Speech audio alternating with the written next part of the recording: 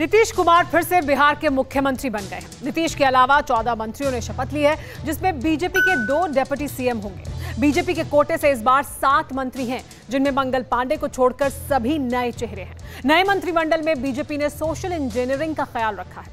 हर जाति से मंत्री बनाए गए हैं। 7वीं बार मुख्यमंत्री बनने पर प्रधानमंत्री मोदी ने नीतीश कुमार को बधाई दी है। मिलकर बिहार के विकास की बात भी कही है।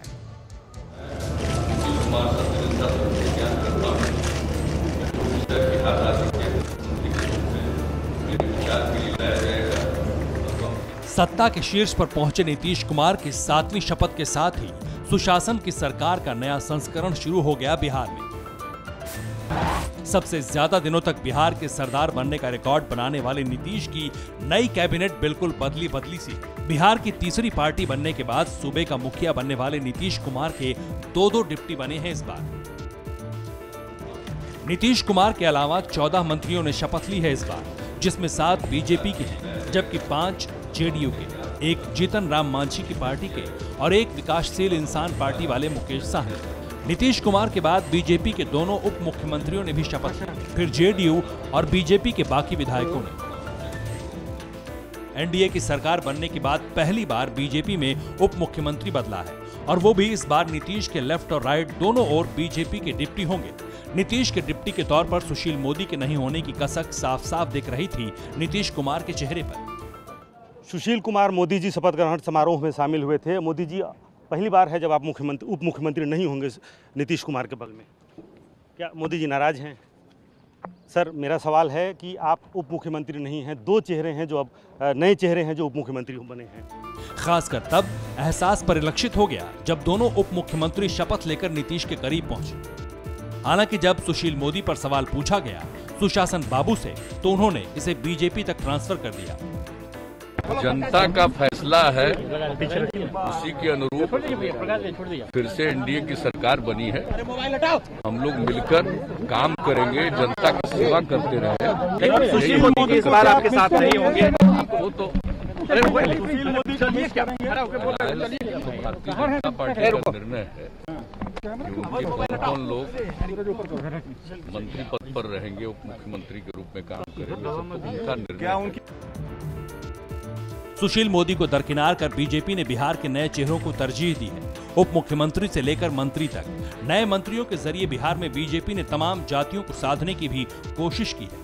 बीजेपी ने कैसे जातीय समीकरण के तहत हिस्सेदारी बांटी, ये भी बताएंगे, मगर उससे पहले देखिए नीतीश के मंत्रिमंडल के 14 मंत्री किस जाति से आते हैं। बीजेपी के तार किशोर प्रसाद वैश्य समुदाय से हैं। इनके जरिए बीजेपी ने सीमांचल और मिथिलांचल को साधने की कोशिश की है। बीजेपी की रेणु देवी नोनिया समाज से आती है। जेडीयू के विजेंद्र यादव ओबीसी हैं, यादव हैं। जेडीयू के विजय कुमार चौधरी भूमिहार समाज से हैं, तो वहीं जेडीयू के अशोक चौधरी पासी समाज से आते हैं, यानी महादलित हैं। जबकि जेडीयू के ही मेवालाल चौधरी कोयरी जाति से ताल्लुक रखते हैं। जेडीयू की शीला कुमारी मंडल ओबीसी समाज से आती है, मिथिलांचल से जीत कर आई हैं। इसके बाद जीतन राम मांझी की पार्टी से उनके सुपुत्र संतोष कुमार सुमन मांझी ने शपथ ली, जो मुसहर जाति से आते हैं। विकासशील इंसान पार्टी के मुकेश साहनी मल्लाह जाति से हैं, तो वहीं बीजेपी के मंगल पांडे ब्राह्मण हैं, जबकि बीजेपी के अमरेंद्र प्रताप सिंह राजपूत समाज से हैं।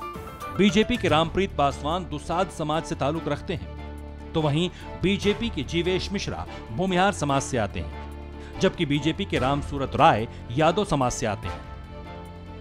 सिर्फ यादव और भूमिहार समाज से 2 मंत्री बनाए गए हैं, बाकी तमाम जातियों से 1 प्रतिनिधि हैं, लेकिन इनमें सबसे खास है रेणु देवी। रेणु देवी को डिप्टी सीएम बनाकर बीजेपी ने सबको चौंका दिया है। अब जरा रेणु को राजगद्दी देने के पीछे बीजेपी का जातिगत समीकरण समझिए। बेतिया से चुनाव जीतकर विधानसभा पहुंची रेणु देवी नोनिया समाज से आती है। बिहार में नोनिया समाज की आबादी 3.2% है। बड़ी बात यह है कि नोनिया समाज समूचे बिहार में है। कई बड़ी सीटों पर नोनिया समाज डिसाइडिंग फैक्टर है। बीजेपी की नजर इसी नोनिया समाज पर है। इनको साधने के लिए बीजेपी ने फागू चौहान को राज्यपाल बनाकर बिहार भेजा था। नोनिया समाज पर नीतीश कुमार की नजर भी है।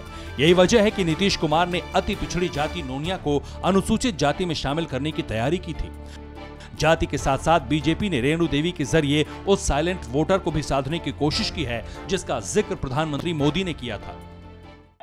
बीजेपी के पास साइलेंट वोटर्स का एक ऐसा वर्ग है जो उसे बार बार वोट दे रहा है। बिहार में जिन 125 सीटों पर एनडीए ने जीत दर्ज की है, उनमें से 99 सीटों पर महिलाओं का वोटिंग प्रतिशत पुरुषों से ज्यादा रहा है। बिहार में 243 विधानसभा में 166 पर महिलाओं ने पुरुषों से ज्यादा वोट डाले। इन 166 सीटों पर बीजेपी को 55 और जेडीयू को 37 सीटें मिली। यही वजह है कि रेणु देवी को नीतीश कुमार का डिप्टी बनाया है बीजेपी ने। जाहिर है बीजेपी ने जाति और क्षेत्र के साथ साथ आधी आबादी को तरजीह देकर बड़े संकेत दिए हैं। अड़ी सोमवार से शुक्रवार शाम 6 बजे सिर्फ TV9 भारतवर्ष पर।